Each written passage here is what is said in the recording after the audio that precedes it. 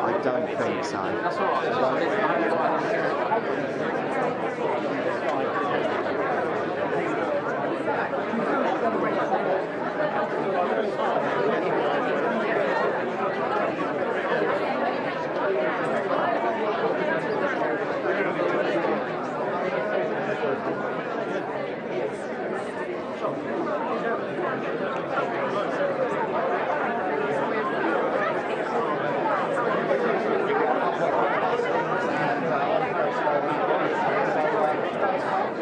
Yeah, first I've done, now having a drink this but there's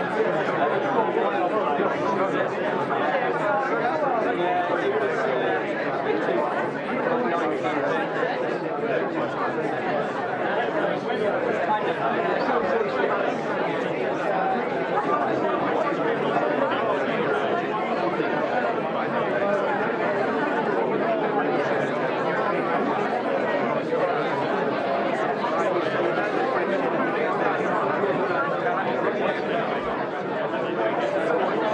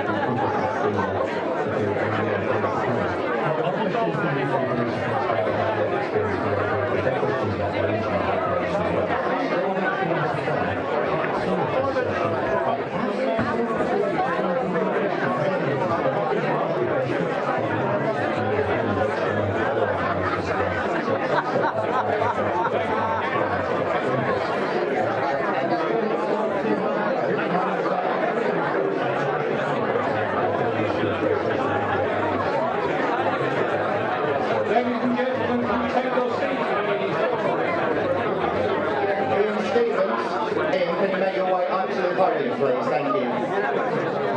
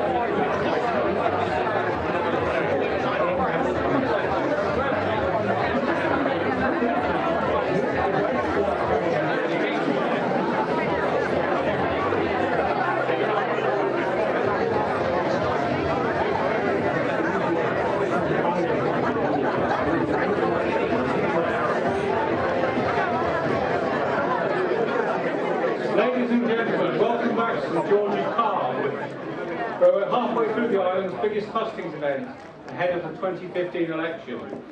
I'm Alan Marriott from the Isle of Wight County Press. And I'm Lucy Morgan from Isle of Wight Radio. Welcome back. Joining us on the stage are, in alphabetical order, Stuart Blackmore from Labour, David Goodall, the Liberal Democrat, Vic Lothian from the Green Party, Ian McKee from UKIP, Ian Stevens, Independent, and Andrew Turner, Conservative. If you're listening and you're just joining us, each candidate has an uninterrupted minute to answer a question, and then they can debate the issue in more depth. Vic, I must apologise as well. I keep saying Lothian. I do mean Lothian. I'm thinking Lothian, but my mouth is saying Lothian. Good evening as well to our Periscope viewers. We are joining us on Periscope, which means we're effectively broadcasting worldwide. Do we have any comments, Emily, who's our Periscope host over there? Lots of hearts. Lots of hearts. Hearts of We need to set up the next two questions, and by coincidence, they're both from Godsill. Whether they know each other, I do not know. But the first one is Hugh Dinsdale of God's Hill. So Hugh, if you can make yourself known to... Yeah, he's just gone. He's just gone? Yeah. Where's that to pick up my daughter? Okay, we'll ask his question, a question on his job. And Debbie Frost of God's Hill. Debbie, are you here? Wave your hand if you are. Okay, this is where the wheels start to come off. Well, we can answer questions on their behalf, so that's not a problem.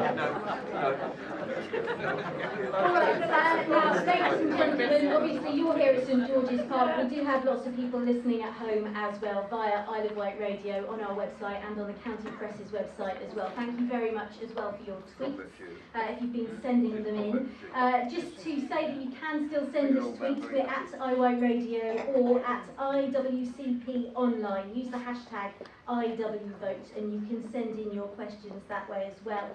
And if I could ask ladies and gentlemen in the audience here, we did have somebody just say at the break there that it gets quite noisy while the candidates are speaking, so if you could try and keep it, I know it's very tempting to get involved in the debate, but try and just keep it down a little bit so people can hear what the candidates are saying. That would be fabulous. Thank you. Right, the first question in the second half is, as I say, from Hugh Dinsdale of God's Hill. And Hugh's asking, and Ian Stevens is the independent candidate, is the first one to answer this on this round. But if you could select just one important change for our country, what would it be? Change the austerity measures into something that is worthwhile for our people and start to look at what we're doing. I think that that's what we need to do initially. So that's what I would change for our country. The second thing, which is going on austerity, is devolution. Devolution for south of the border. Thank you. Thank you very much, Ian. Okay, Ian Stevens, independent there. Moving on to David Goodall from the Liberal Democrats. I think there's a whole load of constitutional changes that I would want to do as my one thing. Changing the voting system to single transferable vote, having an elected House of Lords, and devolving power as much far away from Westminster as you could possibly get them for local issues.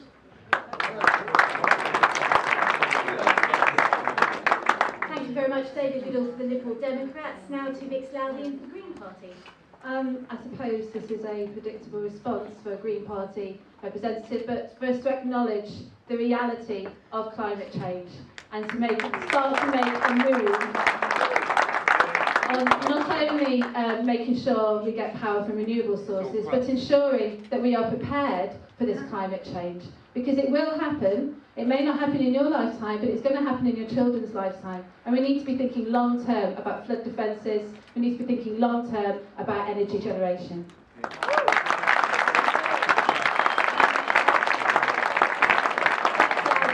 you very much indeed. Now we move on to Stuart Blackmore in Labour. Thank you, Alan. Well, this is quite easy for me because it's something that I'm passionate about. It's something which Andy Burnham, I know, who will be the new Secretary of State for Health, is going to reverse the Health and Social Care Act that the Tories so gladly has asked him to introduce.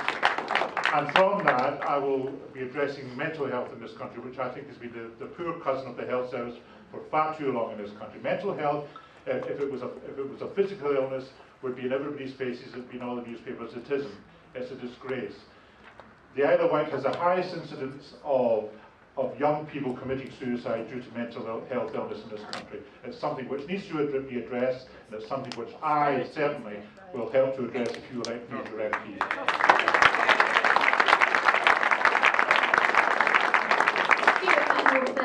Thank you very much indeed. Next up, Andrew Turner for the Conservatives. Well, one thing we must remember, if we have proportional representation on the island, then they will merge with people on the mainland to elect one or two or three MPs from the whole area.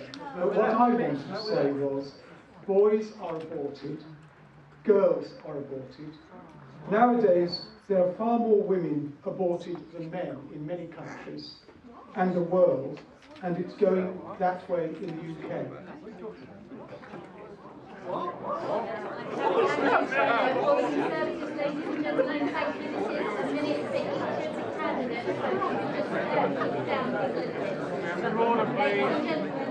Thank you very much. We will be asking you to leave if you're unable to give the We might like some views from the audience in a minute, but we should continue with the candidates. And the next one is Ian McKee from UKIP. I know that Nigel Farage would like me to overturn the ban on smoking in pubs. But the one thing that I want to see changed is our membership of the European Union. Hooray.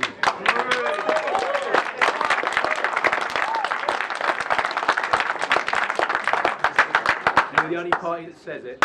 Yeah, right. Okay, that takes us back to the start. Candidates, thank you very much indeed. I don't know if anybody wants to pick anybody else up on any of the things that were said there. And I'll one or two questions.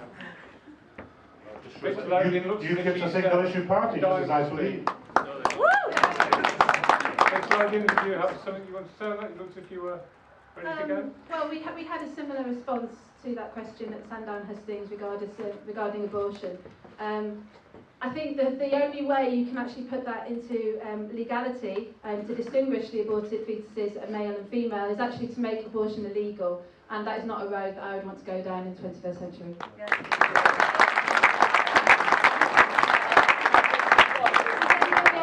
Come back there on any of the points that any of the other candidates raised. David Goodall for the Liberal Democrats. Yeah, just to pick up on a few things. You won't be unsurprised to learn that we would actually support the Greens in their environmental agenda, because we do have lots of green policies. Picking up Stuart on his getting rid of the social care, the health social care bill, I think is remove it. No ifs, no buts. No ifs, no buts. No ifs, no buts. Quite clear. That's your quote, yes. Which would mean, of course, reverting the situation under the previous Labour government, where private companies could be paid for 120 hip operations, even though they only performed 100 or 80.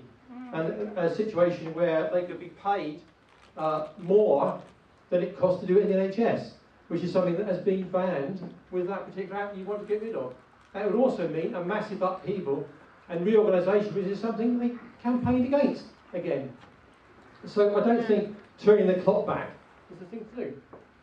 Thank you, David. Can I just say that, David, I'm not.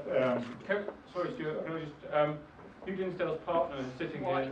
Wife, sorry, who's sitting next to where he was sitting. Would like to come back on his behalf. Okay, this is to all of you. One thing I have difficulty with is that none of you have managed to say, oh, forget it, that nationally we should bring back democracy. We haven't got any of that anymore. Yeah. But none of you have mentioned the deficit. Do we need to bring back more democracy into our country? Do we need to tackle the deficit? I think, can I just say... I think you're seeing democracy in action. You've overlooked me, and I know that Stuart would like it to be his show, but can I just come in? Because we've gone down the line and back. About democracy. Democracy now is changing. The face of our democracy is changing, whereby even the smallest voice can be heard at Westminster, because quite honestly, you can actually turn around and say, who's talking to the Ulster Unionists? Who's talking to the Scottish Nationalists behind the scenes? Why is there a Green Party MP there? Because she's got a voice. There are a number of people that are coming forward, and this is why I'm saying that the democracy is changing. The face of democracy is changing to allow single parties to come forward and join in as a coalition. Years ago, we didn't even see that. We saw it in Italy and places like that. It's good on this island, and it's good for the country, I think. And the other thing is about the European Union. Hold on. We've got to make sure that we don't do irreparable damage to our businesses and indeed our employment prospects throughout this land. Thank you.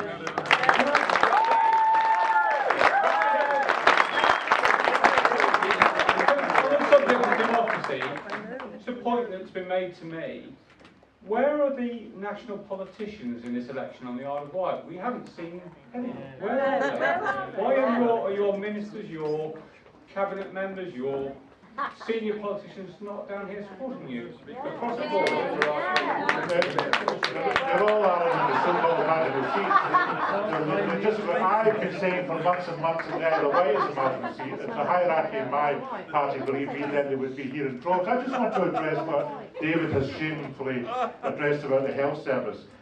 under his government, and he was a Lib Dem at the time, so I assume he supported it, mental health had a 15% fall in full-time places in the National Health Service under his government and under his government. District nurses fell 30% in the last 5 years under his government and under his government. That's the state of the health service now.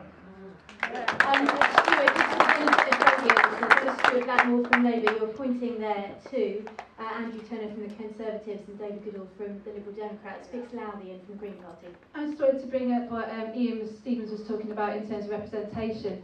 Yes, we do have some of the parties like the Ulster Unionists and Plaid and the SNP and the Green Party having a voice in Parliament, but they're representing not just their own constituency, but they're also representing the 1.5 million people who voted Green last summer, the 2 million people who vote for the SNP. Ian Stevens, as a representative for the Isle of Wight, will be speaking just for the Isle of Wight. It's a very different sort of representation. It's a very, dare I say, parochial sort of representation. He's going to be one of 650 other different MPs. The time that you get is very different if you're representing just one island than if you're representing all the millions of people who voted Green, or voted Ulster Unionists, or voted Plaid, or voted even UKIP, dare I say it. They're representing a whole host of people and thousands of people and tens of thousands and millions, not just one island, I'm afraid.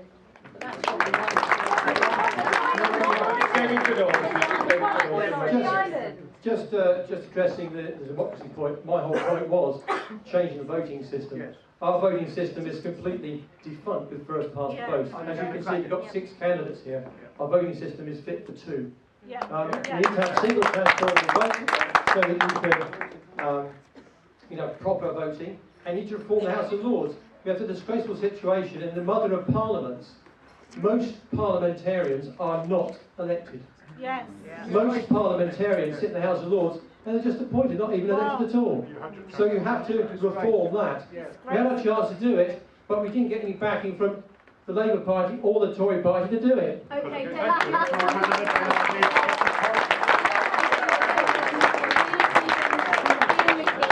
And then we're going to come to Andrew, and then we are going to have to finish this question and move on. So first off, Ian Stevens, Independent. Thank you very much indeed. Gets rather emotional up here sometimes, but all I'm going to say is that as far as this goes, I hear Vix at the far end, they're saying that I will be on my own. I came out and I introduced myself as an independent, along with 200 others who are standing in this election. Just a moment, Vic. He's an MP for the Isle of Wight. That's what You cannot say that you're representing an independent bloc. Yes, you're representing the Isle of Wight, absolutely. I bet that the rest of us up here are also representing the Isle of Wight. You missed the point, Vic. You missed the point. The point is that I'm not alone. You and your party, you and your party, Stuart, look, you've had your say, I don't interrupt you, I treat you with respect, I don't know why at times, but I do. No, it's a fact of life that you like to try and bully, and I just keep quiet. All I'm going to say now is, as far as I'm concerned, there are 200 other independents representing their communities, not only on local issues, but on national issues. And if you read my manifesto, then it should come through your door. It was individually addressed to every voter. Then you will see that. What I will say is that I am as firm on national politics as I am on local politics. But what I will do is put this island first. That's what it's all about. I don't want to hear about Green parties or Labour. What I'm going to say is it's independent. It's independent and it's about the population and the community. Thank you. Just to pick up on Alan Marriott's point, Nigel Farage would have come down, but he couldn't afford the ferry.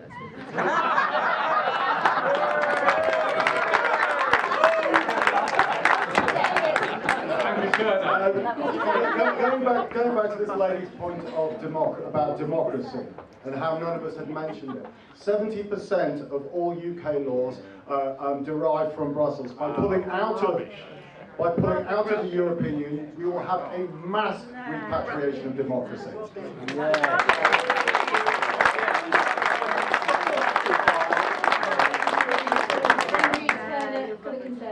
Well, I just wanted to make it clear, as we've succeeded in doing, that Europe has a part to play, and we must push back to the UK those responsibilities.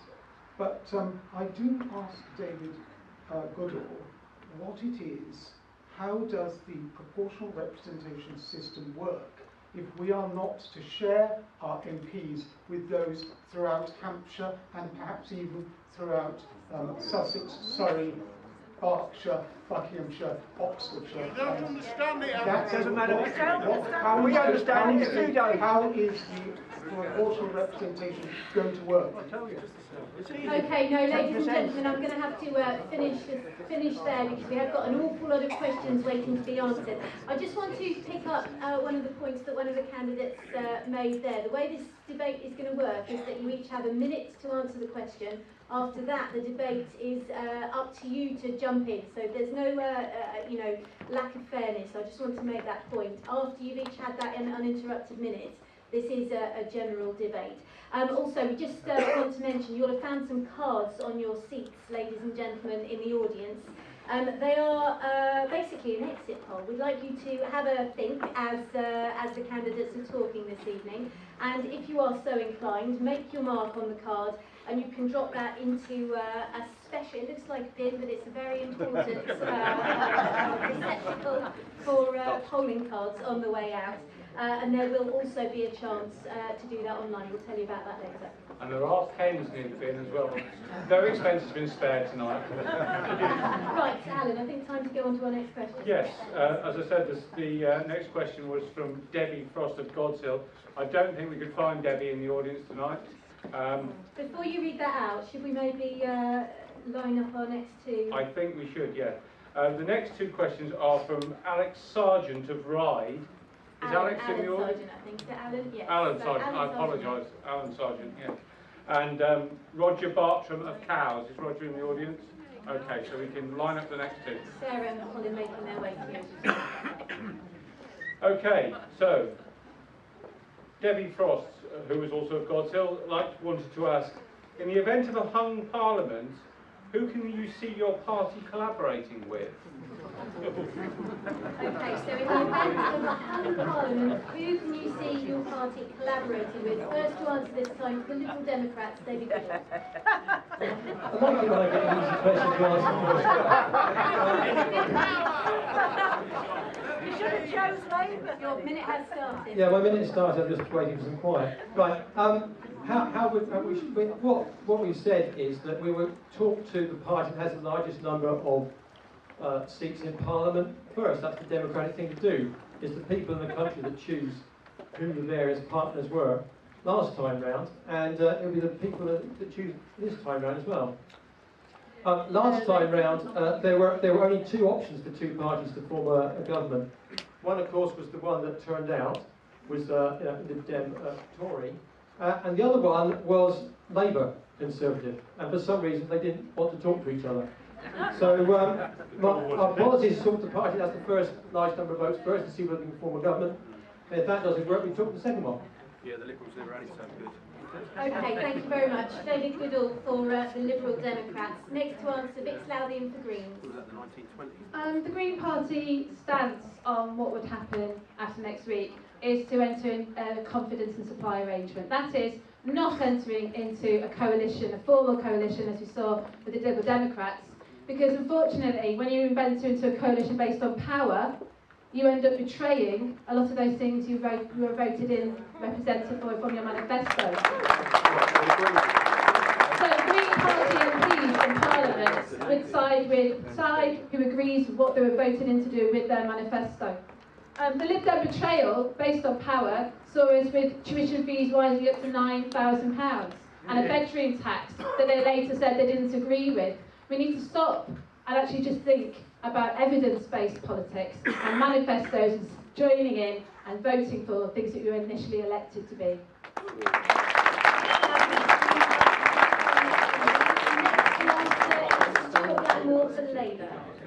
Well, I firmly believe that there will be a left-of-centre coalition when Labour wins the election, whether it's an outright win in a minority government or whether it's with the support of other parties. There'll be no confidence supply, there'll be no behind the scenes doors. Don't forget the Tories used to be called the SNP, that was a Freudian slip, wasn't it? The SNP used to be called the Tattered Tories. We remember that it was the SNP that brought down the Labour government. So what will happen this time? We'll put forward our Queen's speech, and then we will dare Nicola Sturgeon to bring down a Labour government. Thank you very much indeed. Andrew Turner for the Conservatives. Well, the Labour Party has come up with much the same conclusion. If we can't win, then we will enter a minority government.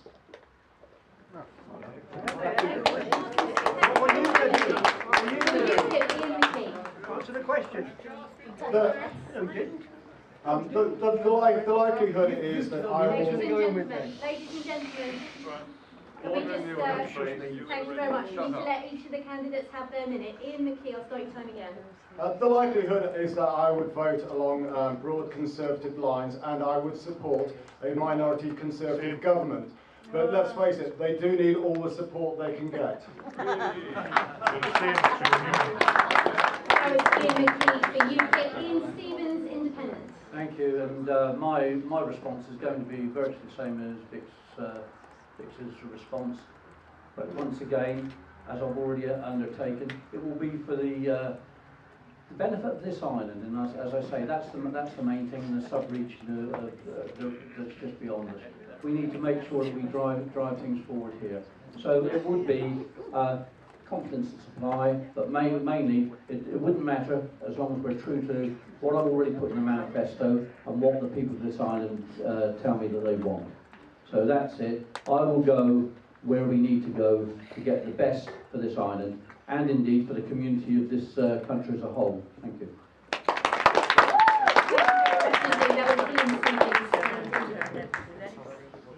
Thank you. As I say, in the absence of the questions, can I ask for a hand or two who may want to make a point in this?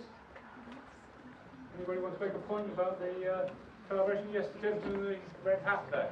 Yeah, I'd like to ask the UKIP member, whose boss has recently announced a £2 billion assistance to the National Health Service, exactly what he will be spending that £2 billion on, because about 2 years ago, one of your members clearly stated that you and your policy towards the National Health Service was total and complete privatisation. And as you are mostly ex-right-wing Tories, is that fair to accept?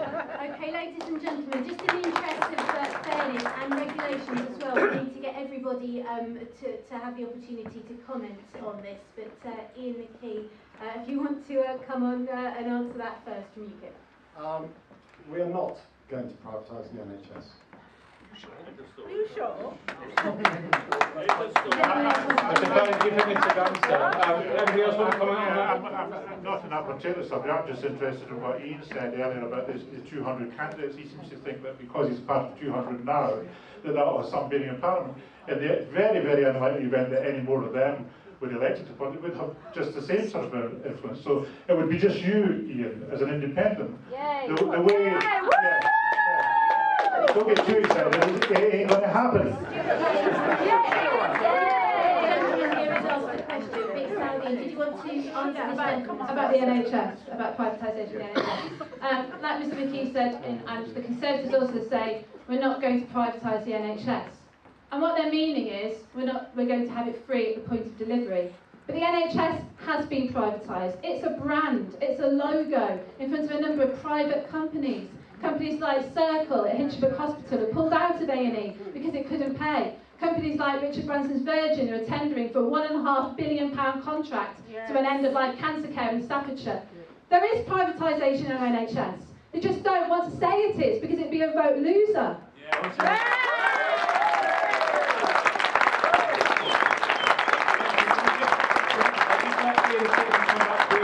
to respond to Stuart's point. Thank you. Stuart, you might stand up here and demand the silence of the multitudes here, but what you've got to realise is that it's not your wit and wisdom that is going to formulate the next government. and you've got about as much chance as that on the Isle of Wight as well. So we'll leave it at that. What I will say is that I don't mind who says they're going to put. I don't mind who says £2 billion into the NHS. Let's have £2 billion of real money into the NHS. That's what we need, and not robbing Peter to pay Paul, as I said earlier. £1 billion new money supposedly into the NHS, taken from 1.2 billion in social care at the other end. That's wrong. The problem is that the NHS doesn't need 2 billion extra, it needs 8 billion extra, and that's what's according to NHS England. That's what they say they need, and that's only if they can actually make the £22 billion in savings they believe they can make in the next 5 years, because they actually said they need £30 billion extra to pay for the extra costs in the next 5 years. So 2 billion is not going to cut it, and neither is 2.5 billion from Labour. Thank you, David. Okay, we want to move on through these questions now, so we've got plenty more to get through, so we'd like to move on to the next one. Lucy. Okay, the next question comes from Alan Sargent from Wight. Alan, what's your question? After the last general election, Andrew Turner sneaked in by the back door the Same-Sex Marriage Act without a mandate. Will you repeal it? So, ladies and gentlemen, the question is, would you reverse the same-sex marriage laws? And I believe that we are back to Vic Sloudian to speak first. No. Yes. I believe in equality for race, and equality for gender, and equality for sexuality. I think it's one of the actual very good things that this Conservative government introduced was the Same-Sex Marriage Act, and no, I would not repeal it. Moving on to Stuart Blackmore for Labour. Absolutely not. Thank you, Stuart. Moving on to Andrew. I would if I could, but I don't think I would succeed. Andrew Turner for the Conservatives. Ian McKee. You're on your own there, Andrew. No. Ian Stevens, Independent. No. This is taking very little time. Seems like a vote, doesn't it? No. I would fix up on something. Of course, it wasn't a Conservative government that introduced this particular act. It was a coalition government led, in this particular respect, by Lynn Featherstone, the Liberal Democrat minister, who wanted to introduce same-sex marriage. And Okay. it was the Conservatives that voted in large part with Andrew against it. But fortunately, Labour backed it, Lib Dems backed it, and some sane Tories backed it as well. So that was all very good.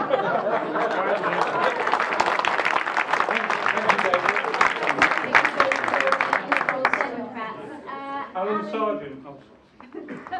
We're a double act, we're becoming very We know quickly. it's great minds think alike. Alan, did you want to come back to the candidates? I think you're confusing equality with sameness.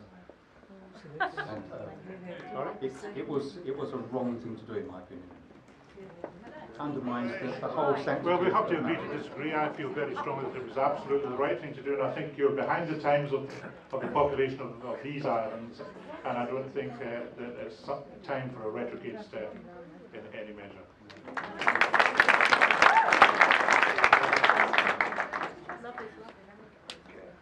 Ladies and gentlemen, any more comments on that?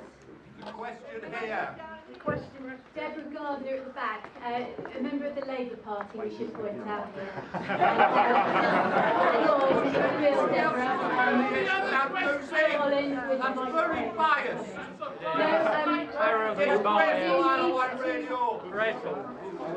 I think this question is very much a kind of cross-party issue. People feel they vote on this on conscience. We've had some good explanation as to why the candidates would or wouldn't vote to repeal the Same-Sex Marriage Act, but not every candidate has said why they would or they wouldn't. Could every candidate go from whichever order they choose and say why they would do it, why they wouldn't repeal it? And it's not just a yes or no. That's not good enough in this kind of complicated moral question. Why would you vote the way you want to vote? Thank you. If you'd Well, as it's not part of the 1 minute to round, can we start from Vic's at that end on that one? I think I did explain that in terms of, like I said, that discrimination for race and gender and sexuality is all linked in together. We are born the way we are born, and you cannot help that, and to find yourself limited in your opportunities just because of the way you are born is unfair.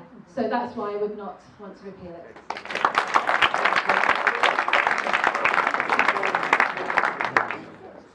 Yeah, thanks, Alan. To use an old Scottish colloquialism, we're all Tam James's bairns.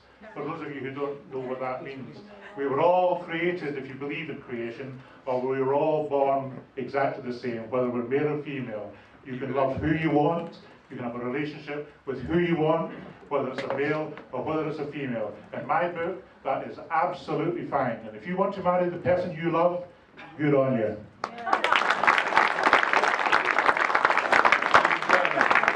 I felt at the time that it was very important that marriage should be distinguished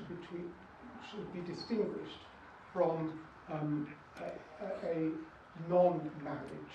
In other words, people agreeing to live together.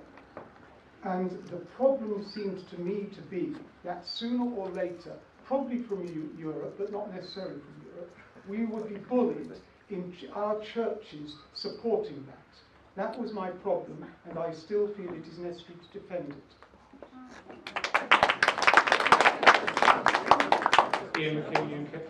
On one of those rare occasions, I am finding myself in broad agreement with Labour and the Green Party. Take that back immediately. The law has got to be applied equally and consistently all the time, and and the law should never ever have any prejudice. And that is why I support gay marriage.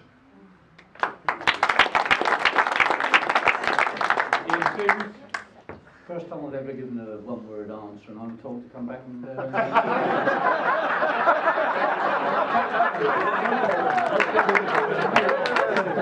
don't ask me to keep quiet then. Quite honestly, it is about the right of the human. It is right to the people who feel that they wish to get married, and if there's someone who wishes to undertake that service or that commitment, that ceremony, then so be it. So be it. I would support them to have their right to do as they wish with their partner, their loved one, as Stuart Blackmore's just said. Why not? I think it's correct, and I would go with that 100%.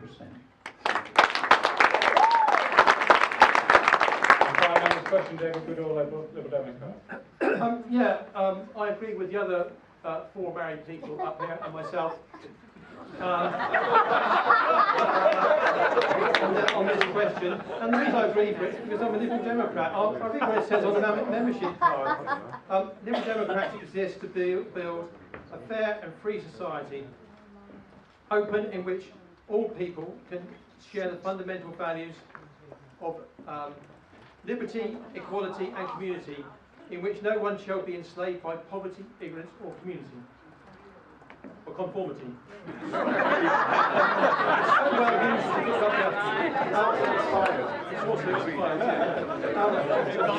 that's why it's a fundamental right to have equality, and that's why we should all support it. Thank you very much. Ladies and gentlemen, just half an hour left of the debate, so we've got to keep moving through the questions. I believe our next question comes from Roger Bartram from Cowes. Roger, what's your question? How does each party intend to put the NHS back where the public wants it to be? How will you achieve this to satisfy public demand? Okay, ladies and gentlemen, so your question is, how do each of the candidates intend to put the NHS back to where the public want it to be, and how will you achieve it to satisfy public demand? We're back on our minute apiece, and this time we start with Stuart Blackmore for Labour. Go back to something that David said earlier on, and it's quite right, quoting me, no ifs, no buts, and if the Labour Party when the Labour Party win on the 7th, on the 8th of May, the National Health Service will repeal the Health and Social Care Act 2012 immediately. And we'll also restore the Secretary of State's statutory duty to provide the service free at the point of use. Not a lot of people know this, but that was removed under Andrew Lansley's so-called improvements to the National Health Service. And that in itself was an absolute disgrace, because that opened the doors. And I grant you that some privatisation did take place under Tony Blair, and I don't say that I agree with everything that government did, far from it. But that was something that Andrew Lansley deliberately wrote into that act, which will be done. We scrapped the Section 75 regulations to force National Health Services to tender, and we'll invite local authorities to tender. We'll invite external bodies, not necessarily the circles and everything else that Vicky alluded to earlier. Thank you, sorry. Next to answer the question, Andrew Turner from the Conservatives. First of all, we will find £8 million over the next 5 years. Where are you going to get it? That is a promise, and the likely origin of that will be the increase in the way work is going on over the whole country.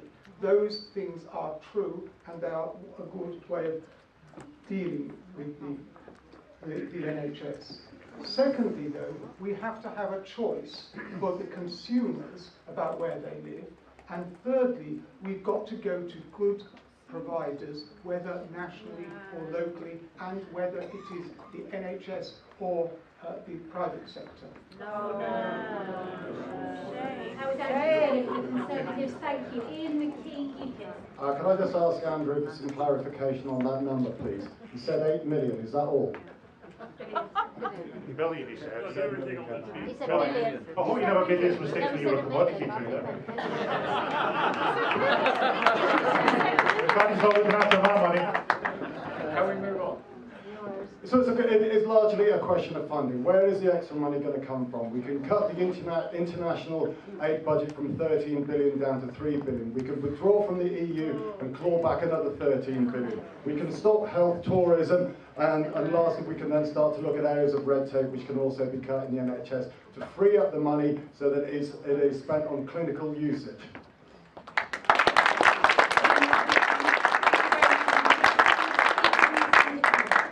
Thank you. I think that what we've got to look at is putting the health and social services, social care together. That way we will stop duplication, we'll stop some wastage in both finance and in human resource. But what we need to do is make sure that we get the money. And what I said when I first started tonight was that austerity measures we've got to stand back from, and we've got to look and see how we're going to invest and where we're going to invest. And health is one of the big ones for me. As I said, health and social care, they go hand in hand. They do go hand in hand, and unfortunately it's been neglected at times that we're going to pump money into the NHS, but we're not going to worry about the social care side and we rely on the voluntary sector to pick it up. It's not on. It never should have been that way. What we need is health and social care to come together, voluntary sector as well. The voluntary sector is every bit as talented and, if you like, professional as any other sign of the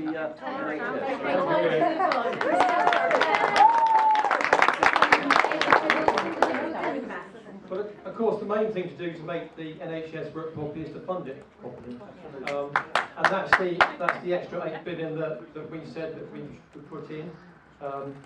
And people want to know the details of where it comes from. Well, that's what I'm looking up on here. It's on my website if anybody wants to find out. There's 1.7 billion that we've successfully managed to put into the budget already for next year. There's another 1 billion in real terms that we will pay for by restricting reliefs on capital gains tax and scrapping the Conservatives' share for rights scheme. And then the rest of it will come from finishing the job of tackling the deficit, and then once we've done that, start to invest the money in our public services, and not as the Conservatives would plan to do, which is to cut even more, even when we cut the deficit. Okay, David Goodall from the Liberal Democrats, thank you very much indeed. Roger, just to come back to you, was your question answered? Oh, I'm terribly sorry. I'm losing count. Fix loudly to the Green Party. I have been talking about how we need investment, and if we're comparing figures, the 8 billion from the Liberal Democrats, 12 billion from the Green Party, but I'm not involved in that, interested in that sort of competition. For just before the break, one of our Conservative councillors approached me, sidled up and said, "It's a beautiful dream." About what I was saying was a beautiful dream. Well, I tell you what, our grandparents, our parents had a beautiful dream, and that was called the NHS. Yes. Public services are not a beautiful dream. They're what our society is for. They're what our economy should be servicing. But some people want to keep our society unequal. Would rather avoid taxation rather than paying things together. I want to keep the rich rich, I want to blame the poor. So yes, I would support the NHS. I think it's a vital part of our community. We value it highly and we need to keep it so.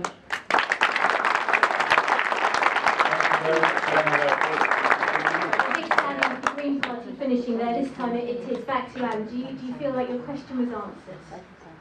Yes, pretty much so. 6 politicians. I'd like to pick Andrew Turner. I'm not a consumer when it comes to the NHS, Andrew. I'm a member of the public, and the NHS is a public service.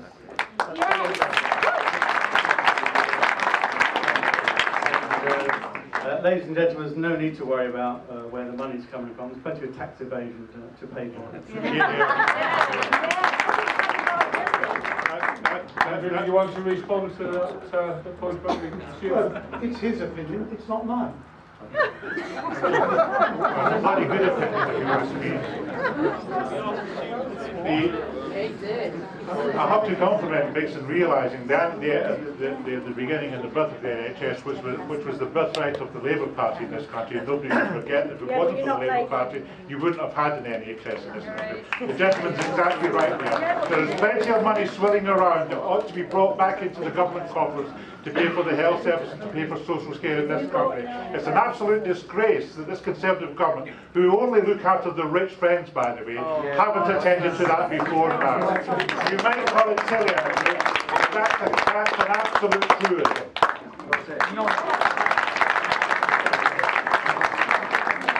It's not silly if you're lying on a hospital bed tonight, believe you me, especially St Mary's. Yes.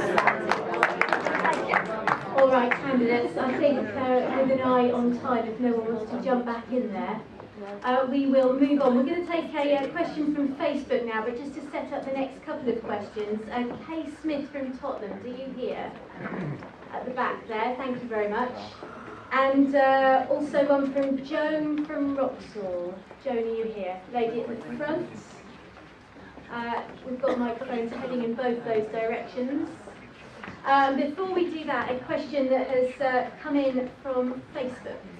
Yeah, this is from Debbie Windsor on Facebook.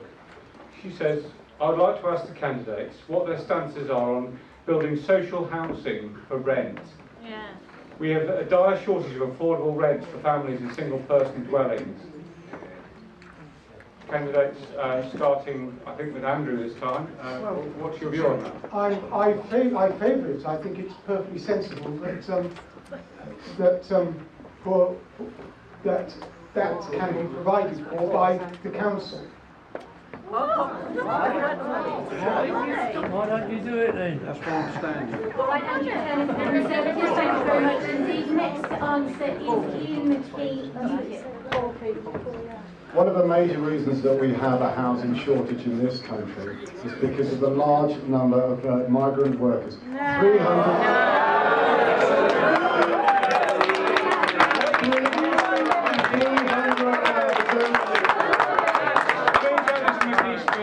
300,000 the net immigration figure into this country in 2014. They needed housing. This is putting a squeeze. This is putting a squeeze on the housing market.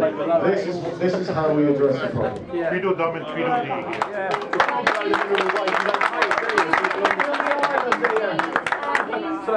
Independent, ladies and gentlemen, the candidates will need to answer. Ian Stevens from Independent. Thank you very much indeed. There's a problem with the amount of social housing that is being built. The Isle of Wight Council and indeed other local authorities should be moving forward and utilising some of their land in certain areas. Totally agree. But there's a lack of funding coming down through. Yes. And that's the problem. We're not getting the funding to actually build social housing at this moment in time. Now we can do we can do 2 or 3 things here. One, we can borrow, which seems to be the Lib Dem answer to most things, that we borrow off the PWLB or elsewhere to get some funding in. Or we can go into partnership with local builders. Now, I favour the second because that gives local builders and that gives employment. Now, we haven't been able to do that for a raft of reasons. But this is why someone with a local voice needs to be up in Westminster to actually say, come on, we need to do this. We need to make sure that the hands of the local authorities are not tied, and that help time, I'm afraid. Help them out.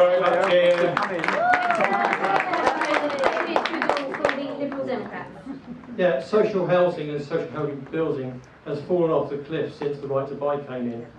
If you look at the figures, 1950s, the Conservative government was building 300,000 houses a year. There's now only 100,000 houses built a year.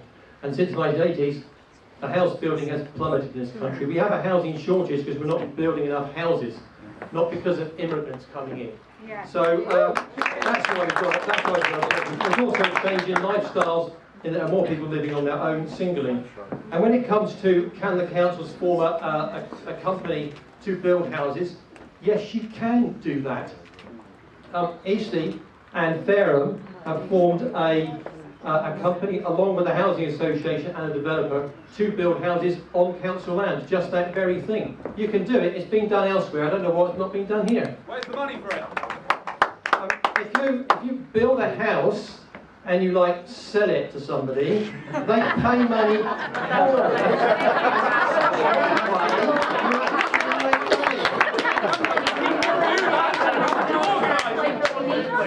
Let candidates answer the question first. So next up, Vic Stallion from the Green Party. I think we've forgotten over the last 20, 30 years that homes are for living in, they're not for investments. You may have seen or heard my leader's brain freeze on this social housing. So let me just categorically explain it to you. We waste £23 billion a year on housing benefits, which is public money, which is given to private landlords. Wow!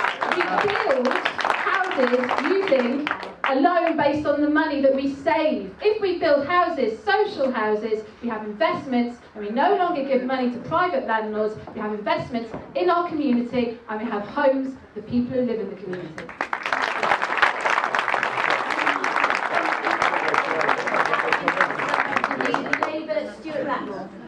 If the Tories would like to force social housing associations to sell their houses, why don't they do the same for the same courtesy to private people and private landlords? Why don't they do the same thing? Because they're not for that sort of thing.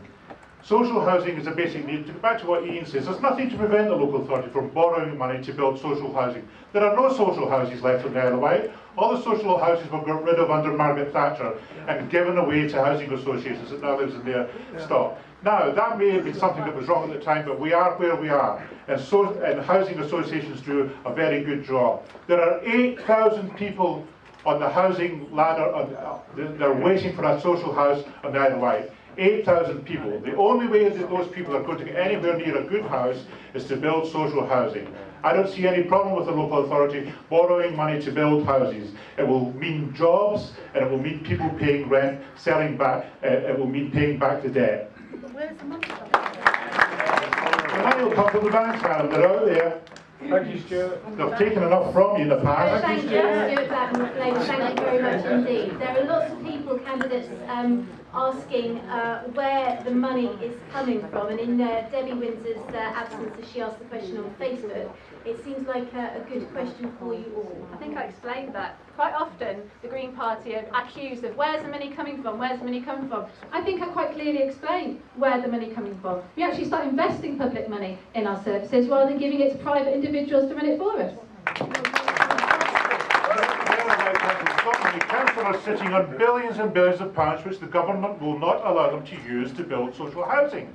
Release that money and get housing built and get people in work and give people houses.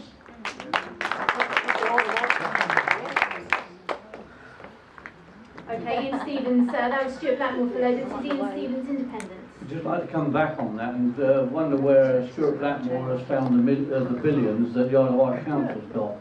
We haven't. We haven't. And if we did have, what I just said, we would have probably been doing by now.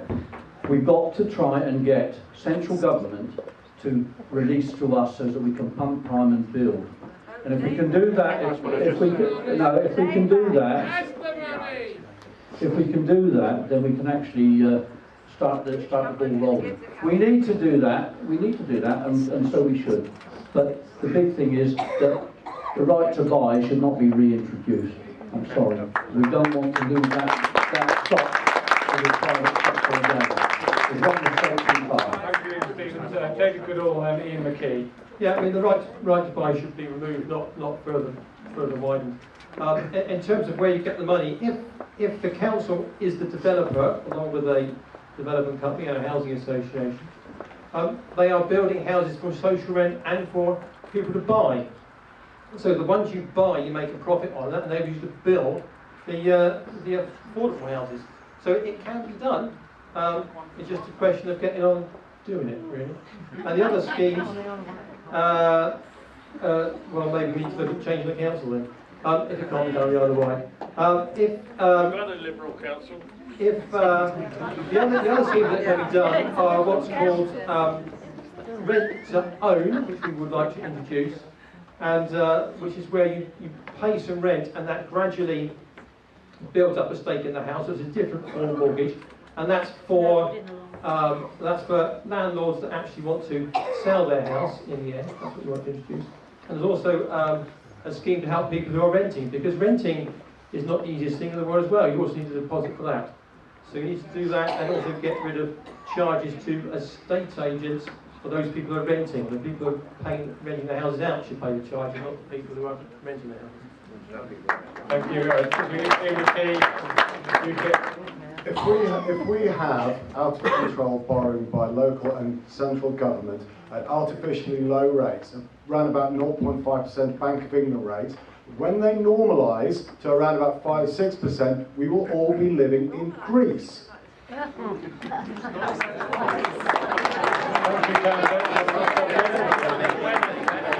Okay, ladies and gentlemen, and we are horribly running out of time. So our final question for the night. Joan, before you ask your question, just to say if you have outstanding questions, and we have them here, we will pass them on to the candidates. They can choose to answer those on their websites if all the candidates are agreeing there. We'll pass you on all the details that we have. But Joan from Wroxall, your question, please. Good evening. I have a disabled child who will always need some kind of support. Which party would be best for his long-term future? Not in the next 5 years, in his lifetime. Well, the first thing we'll do is get rid of the bedroom tax. Stuart, we must, yes. First, just to recap then, so Joan has a disabled child that will always need support. Which party will be best for his long-term future? Ian McKee's first on this one. Under UKIP, every person will get the right amount of funding and treatment that they require always, and we'll be absolutely consistent on this.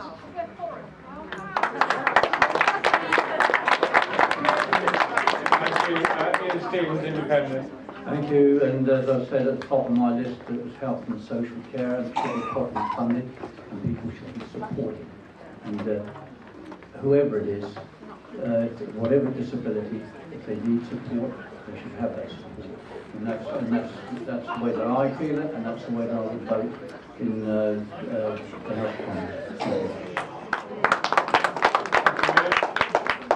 David Goodall. Yeah, I would also agree that people who need support their whole lives should be supported. I have a niece who is in the same situation, who's going to need support her whole life. She's currently living at Ryde, and I think you have to make sure that people who need support in that way their whole life always get supported. Thank you very much, David Goodall for the Liberal Democrats. Fix Louding for the Green Party.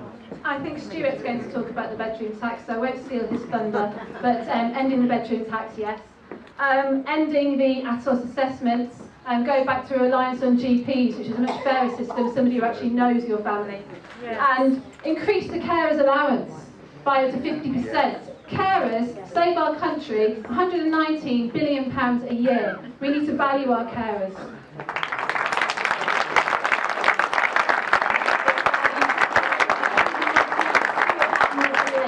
Yeah, I agree with what Vic says. We'll just reciprocate here, Vic, about the carers allowance. The carers have been, quite frankly, ripped off in this country, and it's an absolute disgrace. We'll give disabled people new rights to fulfil their ambitions and aspirations. We'll give them a fair chance to lead a normal life, and by that, if they move into housing, that housing must be adequately equipped to cater for disabled people. That's one of the first things that we should do to ensure that disabled people live a normal life. We'll review their work capabilities and their assessments. The first thing we'll do, of course, is scrap ATOS, and of course we will scrap that iniquitous and disgraceful bedroom tax. Will you do that, Andrew? Stuart Blackmore for Labour, thank you. Andrew Turner, Conservative. The answer is no, except for those who need the extra rooms. They get an extra room whenever that's happened. But let's look at which party is going to be there after the next election. It's either the Conservatives or Labour, and you have to decide who you are going to trust and whom you would trust more. And let's just look at one other thing. When we take over at the last election, we cut the amount of borrowing by 1/3. That meant there was more money to spend on the people throughout the country, and including those youngsters who were in trouble. So we've got a better record of handling money than the Labour Party.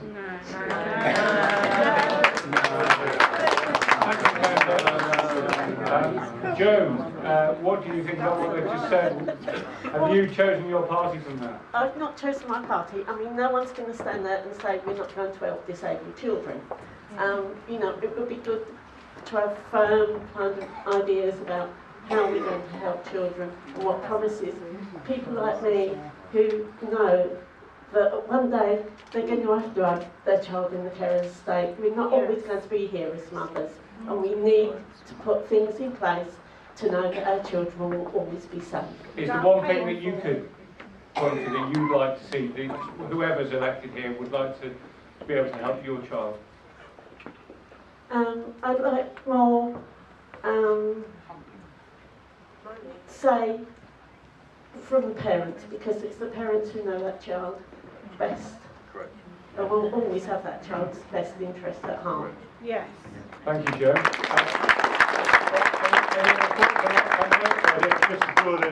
Alan and Lucy have been ruthless at just restricting us to the 1 minute there, which precludes us from giving us a full answer, but surely email me and I'll certainly get back to you. Candidates, I think we may have reached the end. We have. Thank you very much for your full and frank answers tonight. We've got, unfortunately, we have a wealth of answers here, and wealth of questions rather, and if you do have a question that hasn't been answered tonight, and we don't already have it, make sure on your way out that you just stick it down on a piece of paper. We will pass it on to the candidates. We were always going to be inundated with questions today. So we do have to say thank you very much to Stuart Blackmore from Labour, David Goodall from the Liberal Democrats, Vic Lowdian from the Green Party, Ian